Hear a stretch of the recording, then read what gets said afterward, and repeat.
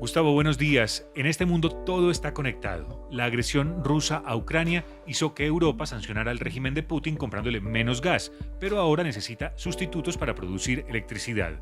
Por eso varios países recurren al carbón, al que miraban mal por sus emisiones contaminantes y al que querían reemplazar por generación más limpia. Hasta Alemania, el duro del barrio, el líder que quería descarbonizar su economía, vuelve ahora a necesitar este mineral. Y así, el precio del carbón, que ya estaba subiendo sostenidamente desde 2019, se disparó en los últimos meses, acercándose a los $400 por tonelada. Uno de los intelectuales más reconocidos de La Guajira es el doctor Wilder Guerra Curbelo. El hecho de que países europeos que no querían nada con energías contaminantes estén pensando otra vez, como es el caso alemán y otros países, nos prevé que el carbón no se va a ir tan rápido como pensamos. Aunque hay un contrato que está en 2032, es posible que el carbón tome un segundo aire, no por mucho tiempo, pero lo va a tomar y tendremos que acostumbrarnos un poco a eso. Así que una cosa es marchitar el carbón, como quisiera el presidente Petro, si valiera $100, y otra cosa es renunciar a esta renta cuando recibe del gobierno Duque la olla raspada y necesita aprovechar estos valores históricos del carbón. En ese escenario, pareciera urgente solucionar los conflictos ambientales ocasionados por su explotación, por ejemplo, en La Guajira. Allí, el caso más conocido es la disputa jurídica por el desvío del arroyo Bruno. Esto dice Rosa Mateus, abogada de Cajar, una ONG de derechos humanos.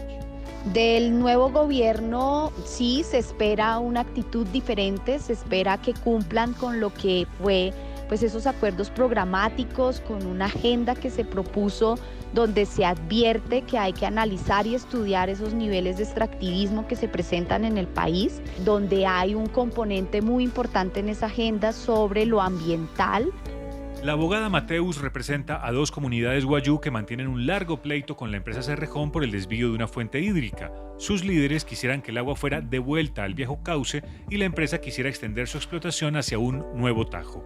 La Corte Constitucional decidirá a quién le da la razón. Este, Gustavo, es apenas uno de los temas que abordaremos esta semana desde La Guajira.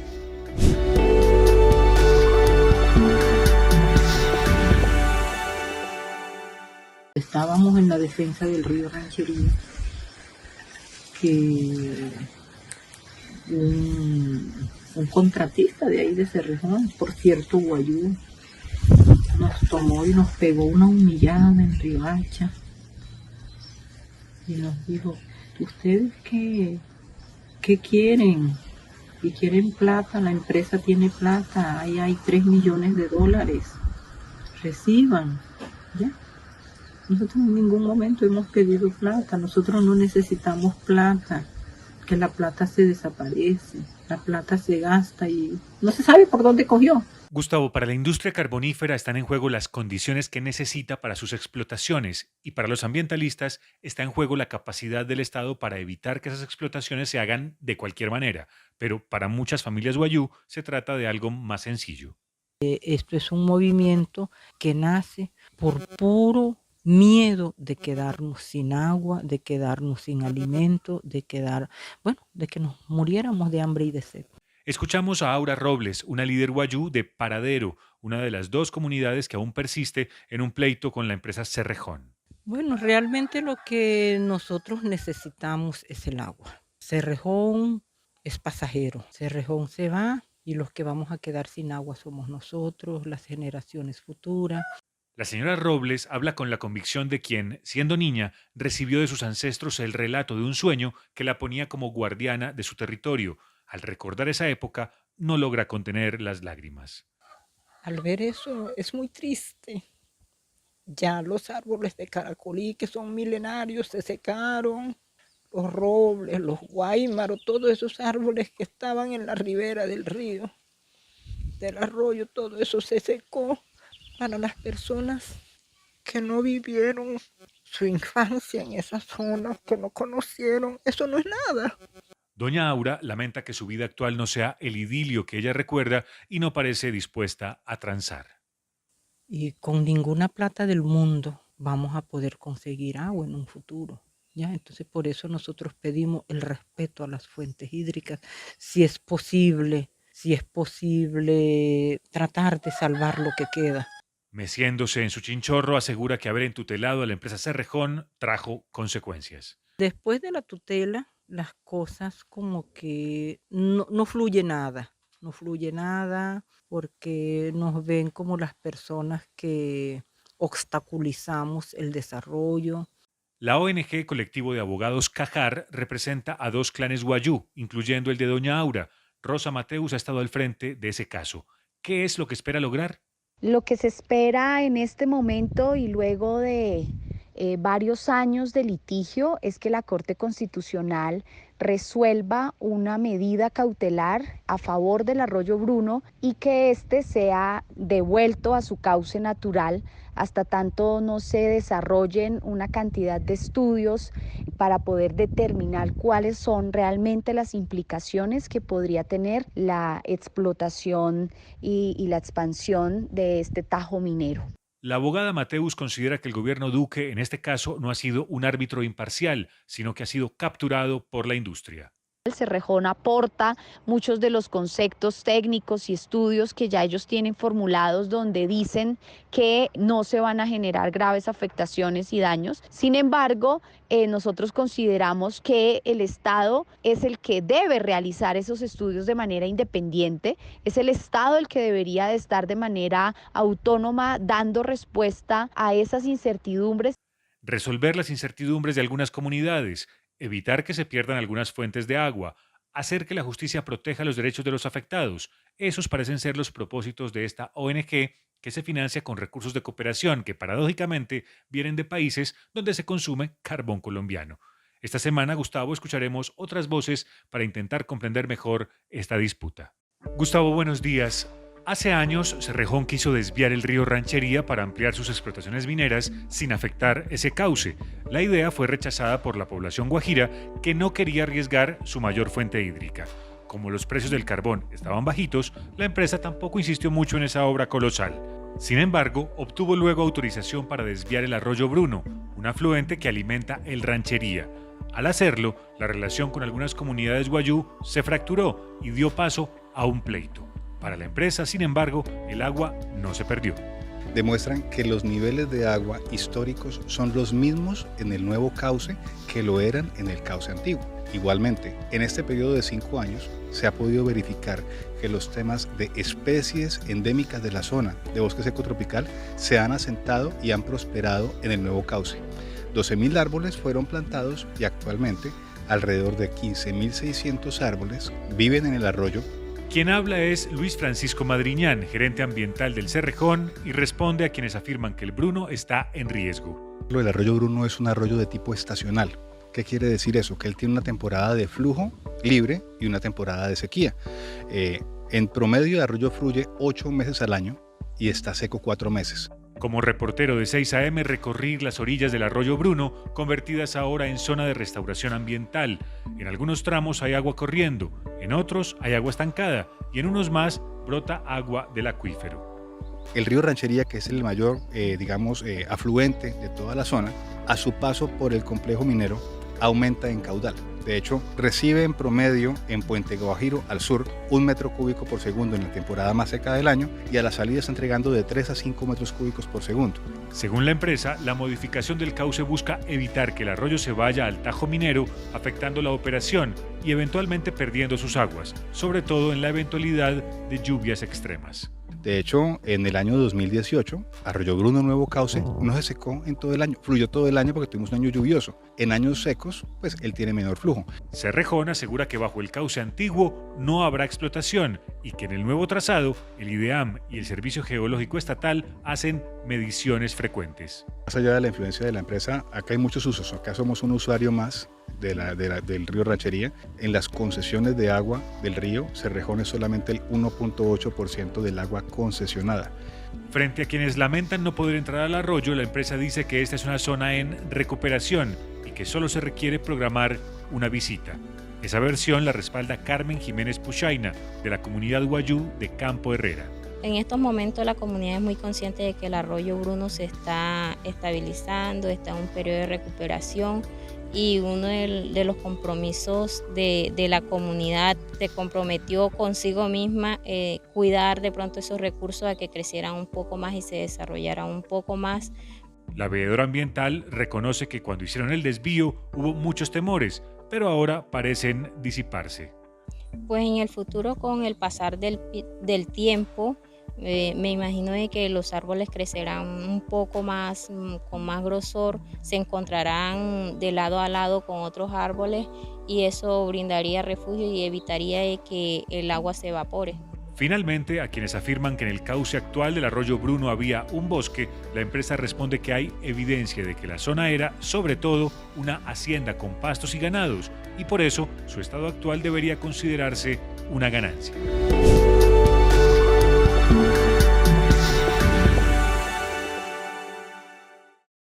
El balance, Gustavo, parece agridulce. Algunos clanes parecen haber aplicado ese dicho según el cual es mejor un mal arreglo que un buen pleito.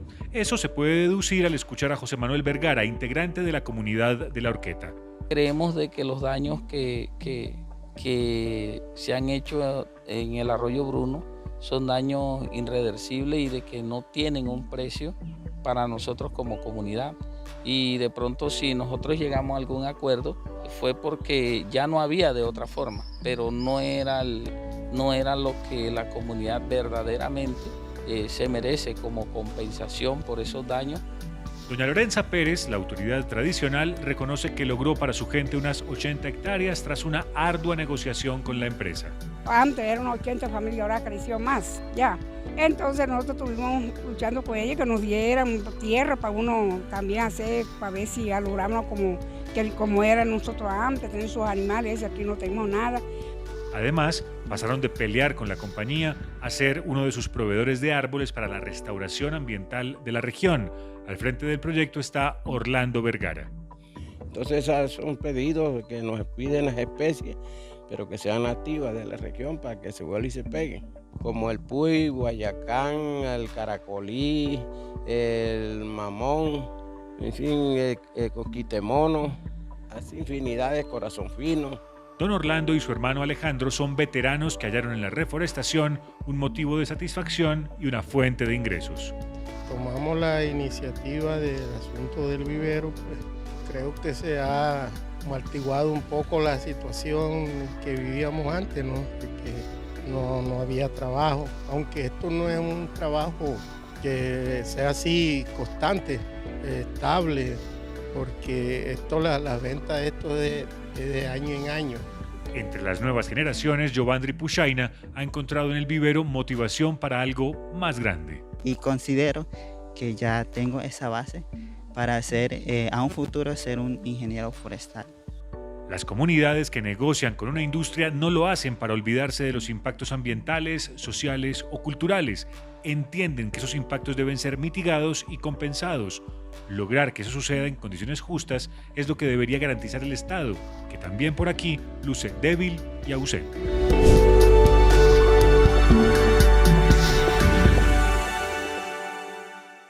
En este mundo todo está conectado. La agresión rusa a Ucrania hizo que Europa sancionara al régimen de Putin comprándole menos gas, pero ahora necesita sustitutos para producir electricidad.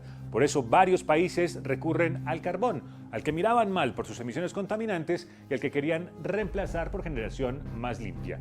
Hasta Alemania, el duro del barrio, el líder que quería descarbonizar su economía, vuelve ahora a necesitar este mineral. Y así, el precio del carbón, que ya estaba subiendo sostenidamente desde 2019, se disparó en los últimos meses, acercándose a los $400 por tonelada. Así que una cosa es marchitar el carbón como quisiera el presidente Petro si valiera $100 y otra cosa es renunciar a esta renta cuando recibe del gobierno Duque la olla raspada y necesita aprovechar estos valores históricos del carbón. Así las cosas, resulta urgente solucionar los conflictos ambientales ocasionados por su explotación, por ejemplo, en La Guajira. Allí, el caso más conocido es la disputa jurídica por el desvío del arroyo Bruno. De un lado, están líderes de clanes como el de Aura Robles, que asegura que su propósito es proteger el agua para las futuras generaciones. A ella la representa la ONG Cajar. Y del otro lado está el Cerrejón, que hoy es propiedad de la gigante minera Glencore. La ONG vive de donativos, muchos de ellos de Europa. Y la empresa vive de vender carbón, sobre todo en Europa. Y todo ese asunto ha causado interés de congresistas, principalmente de Europa.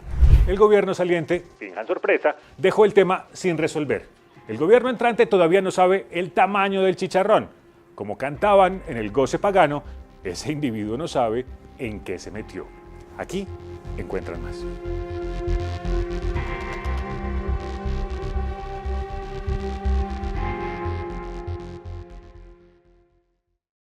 Les preocupa sobre todo la seguridad.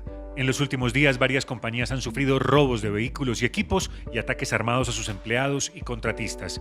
Aunque las autoridades hacen consejos de seguridad y despliegan tropas, ello parece insuficiente en una región extensa y afectada por los problemas fronterizos. Óscar Mauricio Gómez es líder socioambiental de Celsia. Consideramos que el principal reto es el conjunto de problemas estructurales que se encuentran en el departamento de La Guajira, como la seguridad, la desigualdad, la carencia de infraestructura y tal vez la falta de una presencia más sólida del Estado y sus instituciones. Celsia es una multilatina de origen colombiano que compró unos proyectos de generación eólica desarrollados por otras compañías, los unificó, fortaleció y ahora intenta obtener el visto bueno de comunidades y autoridades para generar casi 350 megavatios entre Maicao y Uribia.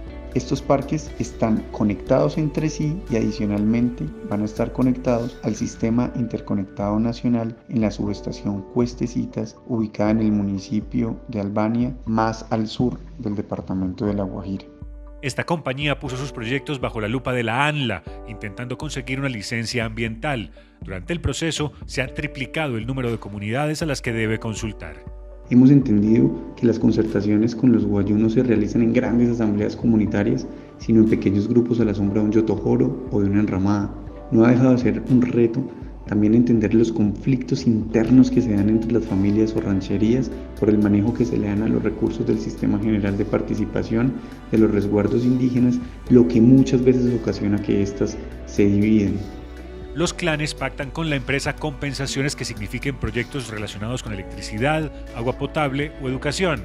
Si aparecen inconformidades entre las partes, hay métodos definidos para solucionarlos.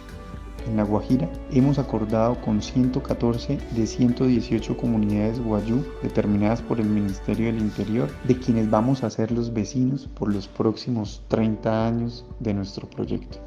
Esta es apenas una de las compañías que está llegando a La Guajira. Las hay nacionales y extranjeras, unas de propiedad privada y otras que incluyen capitales públicos. Son los nuevos vecinos Arijuna, con quienes los guayú deberán convivir durante las próximas décadas.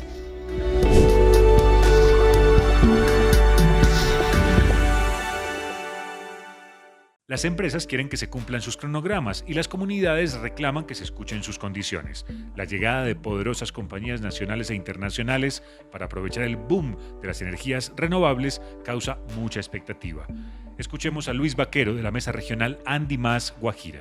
El principal obstáculo ha sido la debilidad institucional. La Guajira viene de un periodo muy largo de inestabilidad, donde han pasado un sinnúmero de gobernadores, de alcaldes, y que no ha logrado tener como ese árbitro o ese actor imparcial que logre facilitar los acuerdos entre las comunidades y el sector privado. En la región hay cerca de 370.000 integrantes de la comunidad guayú, sin contar una cantidad similar que retornó de Venezuela. 160.000 de ellos están en Uribia, que es el corazón de esa etnia y el epicentro de la llamada transición energética. Allí buscan gas, hay proyectos costa afuera, hay una línea férrea del Cerrejón y un potencial solar y eólico incomparable. Al mismo tiempo, es uno de los municipios con cifras más preocupantes de necesidades básicas insatisfechas. Están llegando empresas que dicen ser muy responsables socialmente, pero que no pueden reemplazar al Estado.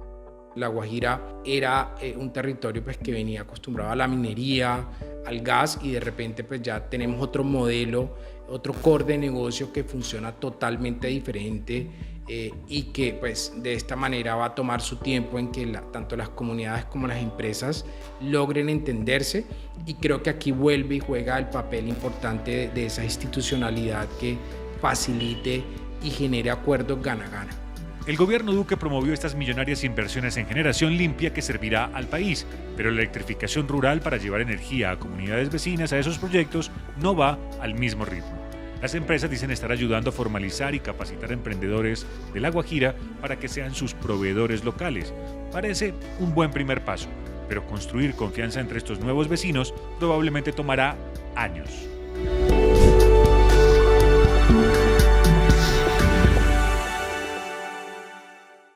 Principalmente por desconocimiento, las empresas llegan a La Guajira motivadas por ciertas bonanzas. En épocas de vacas gordas vinieron por sal, gas y carbón. Según el doctor Wilder Guerra Curbelo, desde entonces las comunidades han ido aprendiendo a defender sus derechos. Nuestra propia constitución, que fue después de Cerrejón, han ido ampliando esos derechos. Es importante que las empresas comprendan y estén a la altura de ese nuevo marco, incluso que ellos mismos pongan estándares éticos por encima de las normas mismas. Guerra tiene origen wayú, es antropólogo y PhD, un intelectual reconocido que llegó a ser gobernador. Ahora, cuando vienen compañías que quieren generar energía eólica o solar, tiene una preocupación. No solo no aprendimos, retrocedimos. La situación que veo actualmente en los procesos de consulta previa con las comunidades indígenas de las empresas de energía eólica, se pueden decir que están a veces atrás de los niveles de 1979. Que cuando llegó el tema del carbón, a pesar de que no teníamos ese marco, hubo negociaciones, pero ahora sí veo realmente una actitud que desconoce abiertamente los derechos de las comunidades. En su opinión, los nuevos inversionistas parecen no entender las particularidades culturales del pueblo wayú. Este es un conflicto que va más allá de lo económico, no es un conflicto sobre el desarrollo, es un conflicto entre concesiones del universo. Para los wayú, los vientos son personas. Para los wayú no existe el viento como tal, sino los vientos, y cada viento tiene un carácter y una personalidad. Los hay amorosos como Jepirachi, los hay agresivos y empobrecedores como Houktay, los hay embaucadores como Jepiraruhut, está Parapajate, el viento del norte, está Rurechi, que viene desde el lado del Golfo. En esta nueva etapa, subraya, no va a haber regalías para el departamento ni para sus municipios. Con todo su elemento contaminante, estos combustibles fósiles generaban regalías. Estos, como son energías limpias y son renovables, no las generan. Con todos sus defectos, Cerrejón generó miles de empleos en La Guajira, y directos e indirectos. Estos parques eólicos no los van a generar, van a ser enclaves económicos. Este académico cree que aquí se perdió una oportunidad para convertir a la población wayú en socia de los proyectos. Adoptaron un modelo caritativo, ¿por qué no adoptaron un modelo asociativo? Si los wayú aportan el territorio, que es lo más importante, y ellos tienen capital y tecnología, ¿por qué no ser socios? Y lamenta el papel que ha jugado en este proceso el gobierno nacional. No ha sido la esperada ni que la misión institucional le asigna. Son realmente agentes de relaciones públicas de las empresas. No informan a las comunidades acerca de sus derechos, no propician un diálogo realmente equilibrado. Para el profesor Guerra, aún no están claros los efectos ambientales, sociales, culturales y paisajísticos de miles de paneles y aerogeneradores y de largas líneas de alta tensión. Recuerda que todo esto ocurrirá no en baldíos de la nación, sino en 1 millón de hectáreas del principal resguardo wayú.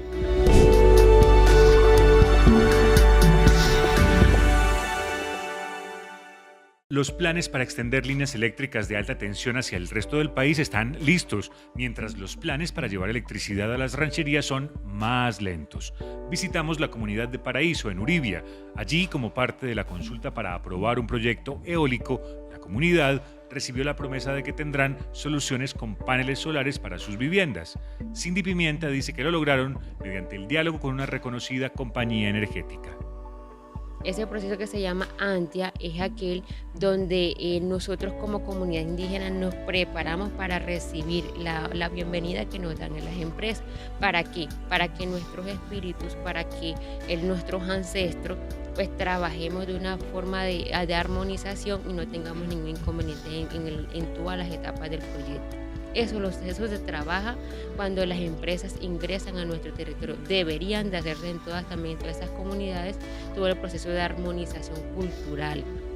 Ahora tendrán que definir otros proyectos en los cuales inviertan los recursos de compensación que la ley les otorga y que parecen pocos comparados con las necesidades de una población creciente. Lo explica su hermano, Sandy Pimienta. El indígena que también está en Venezuela migró a su territorio. El indígena migró hace unos años a Venezuela para buscar calidad de vida, pero en vista de los problemas que han tenido han vuelto a su territorio, pero a nada, a seguir pasando hambre. Lo que cambiaron fue la sede.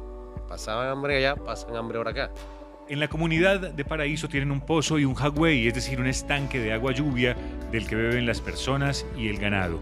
En medio de una extensa región semidesértica, eso puede parecer un privilegio que sus vecinos también deberían tener. Por eso, doña Edilia Mejía, la matrona de este clan, sabe qué exigirle a las empresas que están llegando a la zona. El sueño es tener un microacueducto aquí en la comunidad para sembrar, para cambiar nuestras vidas. También visitamos la comunidad Wayuu de Tancamana y allí encontramos la misma radiografía, una población sin agua ni electricidad, añorando que al autorizar la presencia de compañías privadas puedan obtener los recursos para superar las carencias. Rafael López es uno de sus líderes. Se van a generar algunos recursos importantes para poder ser invertidos y lo que le decía, si la comunidad no está preparada para poder lograr invertir esto, difícilmente se puedan desarrollar o puedan generar precisamente soluciones a esas necesidades que les apremian. Rafael es wayuu y es abogado. Durante años dice haber luchado en vano para ser socios y no solo vecinos de los proyectos eólicos. También lamenta que su comunidad haya terminado dividida durante el proceso de consulta previa.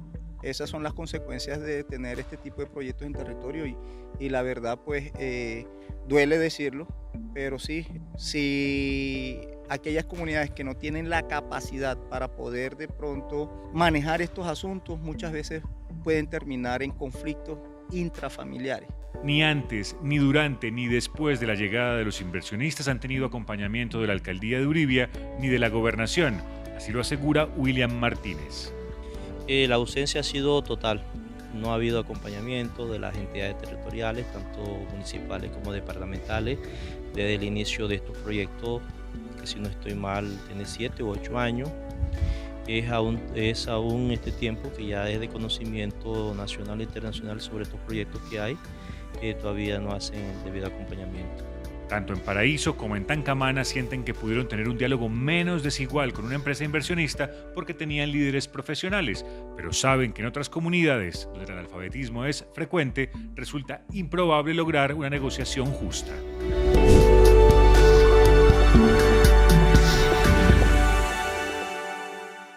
La emergencia climática aumenta las temperaturas y hace aún más intensas las temporadas secas, y eso, en una región que lucha por su seguridad alimentaria, puede agravar los problemas.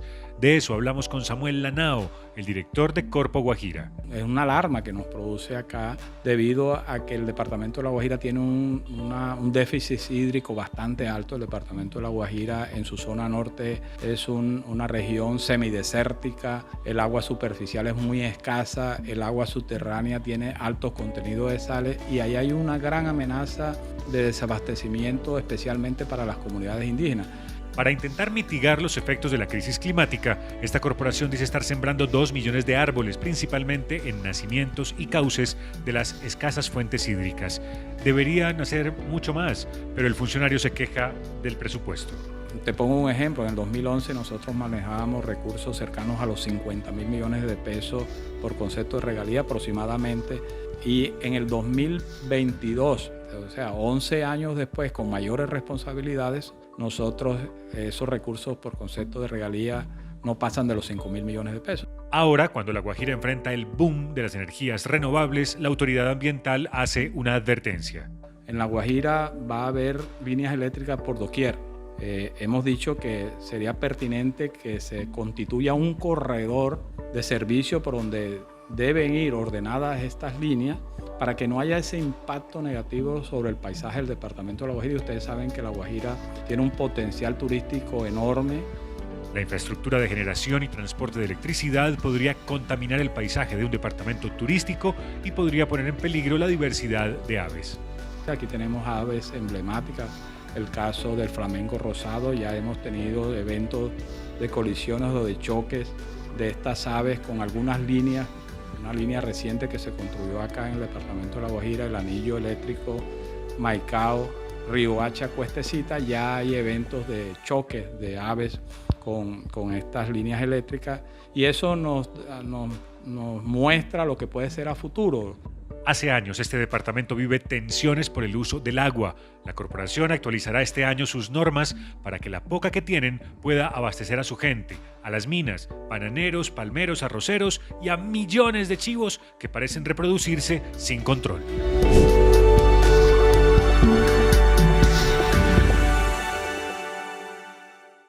El país siempre ha visto a La Guajira como un territorio para extraer cosas. Gas, carbón, sal y ahora, ¡tadán!, electricidad. No lo digo yo. Lo dice quizá el intelectual de La Guajira más importante, el doctor Wilder Guerra Curbelo.